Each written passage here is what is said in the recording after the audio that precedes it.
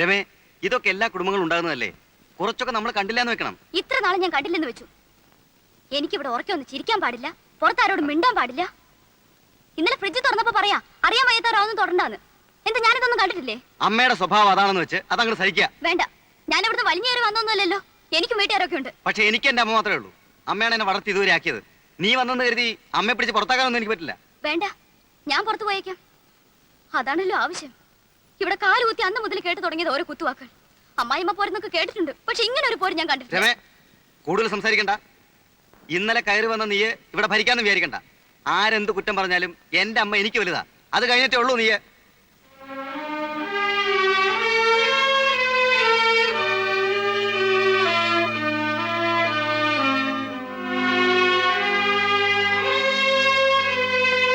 രാജാവ് പറഞ്ഞു, ധർമ്മിഷ്ഠൻ മുനിരാജാവിനാൽ ശപിക്കപ്പെട്ടതെന്തിന്? നടുവകത്തെ അയലിന്മേൽ വെള്ളത്തുണി ഞാത്തിയിടും, പഞ്ഞി കൊണ്ട് മീശയും താടിയും വെക്കും. നിഴൽ നാടകം. അമ്മയാണ് എന്നും കാഴ്ചക്കാരി. എനിക്കന്ന് 5 വയസ്സാ. ഇത്രയും കൂടി വലുതായപ്പോൾ കാലുവന്ത് വയലിലെ വെള്ളരിപ്പന്തലിലേക്ക് അരങ്ങ് മാറ്റി. വിഷമമാണ്. ഒരു സുപ്രഭാതത്തിൽ അഭിനയത്തോട് വിട പറയണമെന്നൊക്കെ പറഞ്ഞാൽ എനിക്കത് സാധിക്കില്ല. ഇത്രയും കാലം അഭിനയിച്ച ഏട്ടൻ എന്ത് നേടി? ഒന്നും നേടിയില്ല. നിങ്ങളുടെയൊക്കെ കാഴ്ചപ്പാടിൽ എന്റെ മനസ്സിന്റെ സംതൃപ്തിയാണ് എനിക്ക് വലുത്. നേട്ടോ അത് തന്നെ. ഭാവിയെ പറ്റി ഒന്നും ആലോചിക്കേണ്ടെന്നാണോ? ഞാൻ മുരളിയേട്ടനോട് പറയാം, എന്തെങ്കിലും ബിസിനസ് തുടങ്ങാനുള്ള സഹായം. അല്ലേ? എനിക്ക് സൗകര്യമില്ല. ഒരു നാടക നടന്റെ ഭാര്യയായിട്ടാണ് നീ ഈ വീട്ടിലേക്ക് വന്നത്. കൂടുതലൊന്നും ആഗ്രഹിക്കണ്ട, എന്നിൽ നിന്ന് പ്രതീക്ഷിക്കുകയും വേണ്ട.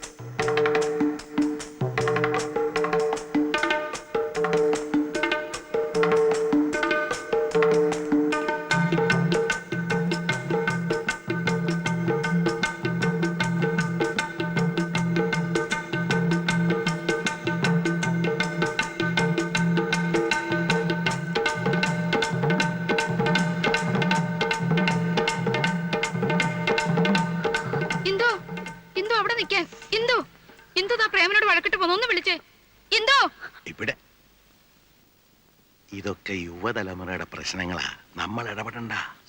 അകത്ത് ഒരു ചായ എടുക്ക്. ചെല്ല്.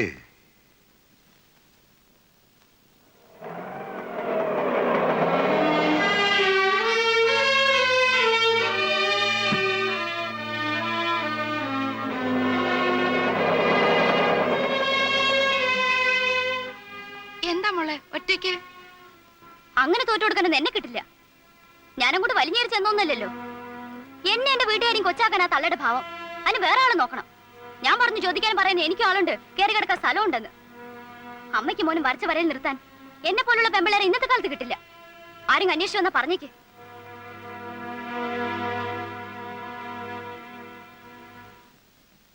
ഇതെന്താ? ഇതും യുവതലമുറയുടെ പ്രശ്നമാ, നമ്മൾ ഇടപെടണ്ട. പറ്റോ?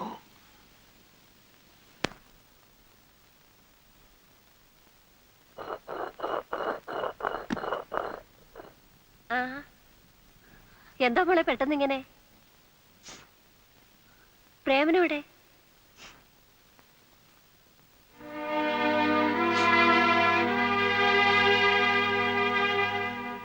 എന്താ ഇവിടെ വഴക്കിട്ട് വന്നിരിക്കുകയാണോ? ആ വീട്ടിൽ എന്റെ ആവശ്യമില്ലെന്ന് തോന്നി. എന്ത് പ്രശ്നമുണ്ടെങ്കിലും പ്രേമനോട് പറഞ്ഞാ പോരെ? പ്രശ്നം തന്നെ പ്രേമേട്ടനാണെങ്കിലോ? അപ്പൊ പിന്നെ ഉത്തരവാദപ്പെട്ട മറ്റുള്ളവരോട് പറയണം. അതുകൊണ്ട് എങ്ങോട്ട് പോന്നെ? അയ്യോ, അതിന് ഇങ്ങോട്ടാണോ പോരേണ്ടത്? കല്യാണം കഴിഞ്ഞാൽ ഭർത്താവിന്റെ വീടാണ് പെൺകുട്ടികളുടെ വീട്. ഭർത്താവിന്റെ അച്ഛനും അമ്മയും കഴിഞ്ഞ് മറ്റുള്ളവർക്ക് സ്ഥാനമുള്ളൂ. എന്തെങ്കിലും ഉണ്ടെങ്കിൽ അവരോടാണ് പറയേണ്ടത്, അവരെയാണ് അനുസരിക്കേണ്ടത്. അപ്പൊ കല്യാണം കഴിച്ച് അയച്ചു കഴിഞ്ഞാൽ നിങ്ങളുടെ എല്ലാ കടമയും തീർന്നോ? തീർന്നു എന്ന് തന്നെ പറയേണ്ടി വരും. മുരളി, അമ്മ ഒന്നും പറയണ്ട. ഇവൾക്ക് മാത്രമല്ല പല പെൺകുട്ടികൾക്കുള്ള അസുഖമാണ്. എന്തെങ്കിലും നിസ്സാര കാര്യത്തിന് ഭർത്താവുമായി പിണങ്ങുക, ആ വീട്ടുകാരായിട്ട് വഴക്കുണ്ടാക്കുക, എന്നിട്ട് പെട്ടിയും തൂക്കി നേരെയും പോരുക. സ്വന്തം വീടും ആങ്ങളമാരും ഒക്കെ ഉണ്ടല്ലോ എന്നുള്ള അഹങ്കാരമാണ്. അതിന് വളം വെച്ചു കൊടുത്താൽ പിന്നെ കൂടുതൽ ദുഃഖിക്കേണ്ടി വരും. എന്തു പ്രശ്നങ്ങളില്ലാത്ത കുടുംബങ്ങളില്ല. കുറെയൊക്കെ അഡ്ജസ്റ്റ് ചെയ്യണം എല്ലാവരും. തൊട്ടതിനെ പിടിച്ചതിനൊക്കെ ഫീൽ ചെയ്യാൻ തുടങ്ങിയാൽ പിന്നെ അതിനെ നേരം ഉണ്ടാവും. എന്തൊക്കെ എന്നെ പറഞ്ഞെന്ന് അമ്മയ്ക്കറിയോ? അതൊന്നും അമ്മ അറിയേണ്ട കാര്യമല്ല. പ്രേമനെ അവന്റെ കുടുംബത്തിനെ ഞങ്ങൾ അറിയാത്തൊന്നും അല്ലല്ലോ. വെറുതെ ചീപ്പ് സെന്റിമെന്റ്സ് കളിച്ച് സമയം കളയാതെ എന്റെ മോള് പോവാൻ നോക്ക്. ചേട്ടൻ ഇത്രയ്ക്ക് സ്നേഹമില്ലാത്തവനാണെന്ന് ഞാൻ മനസ്സിലാക്കിയിരുന്നില്ല. ഇപ്പൊ മനസ്സിലായല്ലോ. നേരം കളയാച്ചല്ലേ.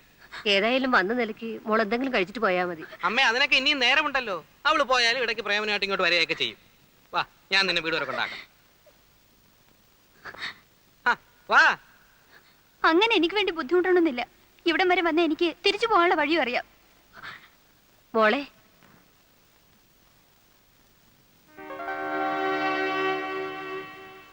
പ്രേമനോ?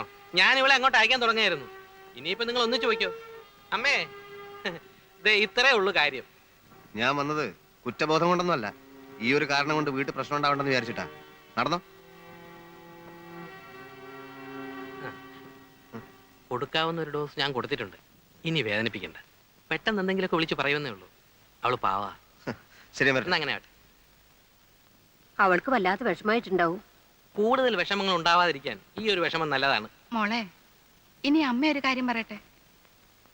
എന്തായാലും കഴിഞ്ഞതൊക്കെ കഴിഞ്ഞു. കുറച്ചൊക്കെ നമ്മൾ ക്ഷമിച്ചേ പറ്റൂ. അവർക്കും വിഷമം തോന്നുന്നുണ്ടാവും. അതുകൊണ്ട് നാളെ രാവിലെ തന്നെ മോള് തിരിച്ചു പോണം. വേണമെങ്കിൽ അമ്മ കൊണ്ടുപോയാക്കാം. വേണ്ട വേണ്ട. പിന്നെ എനിക്ക് അവിടെ ഒരു വാക്കും മിണ്ടാൻ പറ്റില്ല. അവരെന്ത് പറഞ്ഞാലും ഞാൻ കേട്ടോളുന്ന അവരുടെ ധാരണ. അതൊന്ന് മാറട്ടെ. പ്രേമേട്ടൻ ഇന്ദുവിനെ വിളിച്ചോണ്ട് വന്നില്ലേ, അതുപോലെ ശിവൻചേട്ടൻ വരട്ടെ എന്നെ കൊണ്ടുപോവാൻ. പെൺകുട്ടികൾക്ക് ഇത്ര വാശി പാടില്ല. വേറെ ആരും അല്ലല്ലോ, നിന്റെ ഭർത്താവ് അവന്റെ അമ്മയല്ലേ.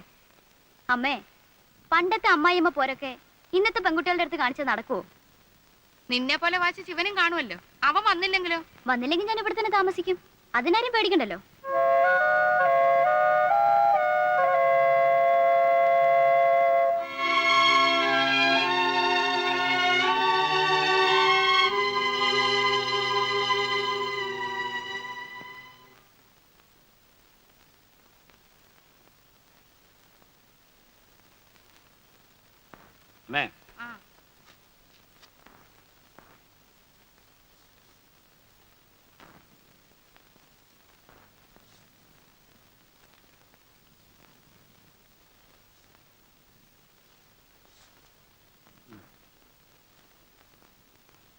ആ, ഇത് 500 രൂപയല്ലേ ഉള്ളൂ? അതെ. എല്ലാ മാസവും 1000 രൂപയല്ലേ നീ തരാറ്? അത് ഞങ്ങൾ രണ്ടുപേരുള്ളപ്പോഴല്ലേ. ഇപ്പൊ ഗീതയില്ലല്ലോ. നിന്റെ കാശും കൂടെ പ്രതീക്ഷിച്ചുകൊണ്ട് ഇവിടുത്തെ ചെലവൊക്കെ നടക്കുന്നതെന്ന് നിനക്കറിയില്ലേ ഉണ്ണിയെ? അറിയാം. അതുകൊണ്ടാണല്ലോ എന്റെ ചിലവിൽ 500 രൂപ തന്നത്. ഇങ്ങനൊക്കെ കണക്ക് പറയാൻ പാടുണ്ടോ? ഈ നിലയ്ക്ക് നിന്നെ 10 മാസം ചുമന്നതിന് ഞാൻ കണക്ക് പറയണമല്ലോ. ഓ, ജീവിതത്തിൽ ആദ്യമായിട്ട് എന്റെ ഭാര്യ ബുദ്ധിയോടെ ഒരു കാര്യം പറഞ്ഞു. ആ, അല്ല, നിന്റെ ഈ എണ്ണിപ്പെറുക്കിയുള്ള കണക്ക് പറച്ചിൽ കേട്ട് ഇവക്ക് എങ്ങനെങ്കിലും പറയാൻ തോന്നിയല്ലോ. കളിയാക്ക. ഏയ്, ഇന്നല്ലെങ്കിൽ നാളെ മാനേരാകാൻ പോകുന്ന നിന്നെ ഞാൻ കളിയാക്കൂ. ആലോചിക്കാതെ ഞാൻ ഒന്നും ചെയ്തിട്ടില്ല. ഈ വീട്ടിൽ വേണ്ടാത്ത ചെലവുകളൊക്കെ കൂടിക്കൊണ്ടിരിക്കുക. കരുതിയിരുന്നില്ലെങ്കിലേ അവസാനം കഷ്ടപ്പെടാൻ ഞാൻ മാത്രമേ ഉണ്ടാവൂ. പഴയ പോലൊന്നുമല്ല. ഇപ്പൊ എനിക്കൊരു കുടുംബമുണ്ട്, ഒരു കുട്ടി ഉണ്ടാവാൻ പോകുന്നു. അതെന്താ മനസ്സിലാക്കാത്തേ? പറയുന്ന കേട്ടാത്തൊന്നും നിനക്ക് മാത്രമേ കുട്ടികളും കുടുംബമൊക്കെ ഉള്ളെന്ന്. എടാ, നീ അടക്കം 4 പേരുടെ അച്ഛനാ ഞാൻ. വരുമാനം കുറവായിരുന്നപ്പോഴും അന്തസ്സായിട്ട് തന്നെ നിങ്ങളെയൊക്കെ ഞാൻ വളർത്തിയത്. ആ, അന്നച്ഛനെ ഞങ്ങളെ മാത്രം നോക്കിയാൽ മതി. ഇവിടെ ഇപ്പൊ അതാണോ സ്ഥിതി? ഇല്ലാത്ത കാശുണ്ടാക്കി ഒരുത്തിയെ കല്യാണം കഴിപ്പിച്ചയച്ചു. ആ ബാധ്യത സഹിക്കാം. ഒരു നിസ്സാര കാര്യത്തിന് വഴക്കുണ്ടാക്കി ദേണ്ട വന്നിരിക്കുന്നു. സൽക്കരിക്കാൻ നിങ്ങൾ പറയുന്ന ആൾക്കാർ. എന്റെ കാര്യം ആലോചിച്ച് ആരും വിഷമിക്കണ്ട. ആർക്കും ഒരു ഭാരമായിട്ട് ഒരു നിമിഷം പോലും ഞാൻ ഇവിടെ നിൽക്കില്ല. അറിയാൻ വേണ്ടി നീ തന്റെ കാര്യമാണെന്ന് അറിയാം.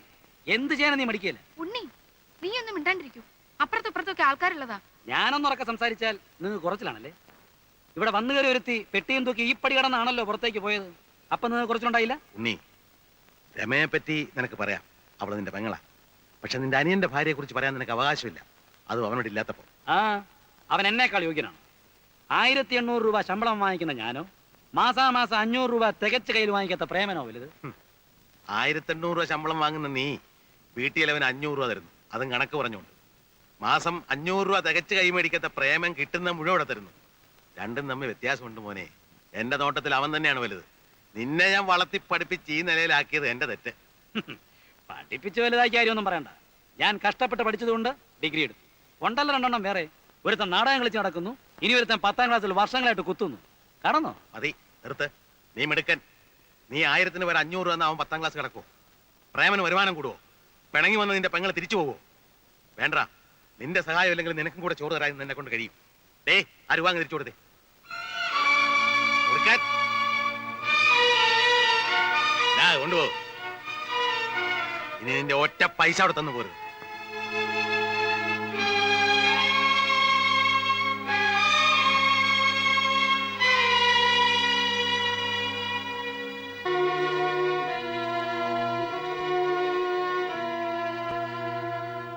എന്റെ പൈസ നിങ്ങൾക്ക് ആവശ്യമില്ല അല്ലേ? ഇല്ല. എന്നാൽ ഇത് മാത്രം പോരാ.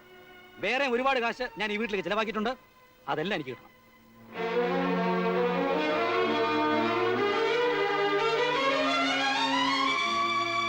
എന്നെ ആദ്യമായിട്ട് അച്ഛാന്ന് വിളിച്ചത് നീയാ. ആദ്യത്തെ സന്താനം എന്ന് പറഞ്ഞ് നിന്നെ ഞാൻ ഒരുപാട് ലാളിച്ചിട്ടുണ്ട്. ഈ തോളിലിരുത്തിയാ നിന്നെ സ്കൂളിൽ കൊണ്ടാക്കുകയും തിരിച്ചു കൊണ്ടുവന്നത്. ബുദ്ധിമുട്ടുകൾ അറിയിക്കാതെ നീ ആഗ്രഹിച്ച എന്തും വാങ്ങി തന്ന് നിന്നെ വളർത്തി വലുതാക്കിയ ഞാനാടാ. എനിക്കൊന്നും അറിയണ്ട. ബികോം ഡിഗ്രി ആയിട്ട് അലഞ്ഞു നടക്കുമ്പോൾ നിനക്കൊരു ജോലി വാങ്ങി തരാൻ വേണ്ടി ഞാൻ മുട്ടാത്ത വാതിലുകളില്ല. എത്ര പേരുടെ കൈയും കാലും പിടിച്ചാണ് നിനക്ക് ഈ ജോലി വാങ്ങി തന്നെ അറിയാവോടാ? എനിക്കൊന്നും അറിയണ്ടെന്ന് പറഞ്ഞില്ലേ? നിനക്കൊന്നും അറിയണ്ടല്ലേടാ. വേണ്ട. എങ്കിൽ ഇങ്ങനെ ഒരു മകനെ എനിക്ക് ആവശ്യമില്ല. ഇറങ്ങിപ്പോടാ.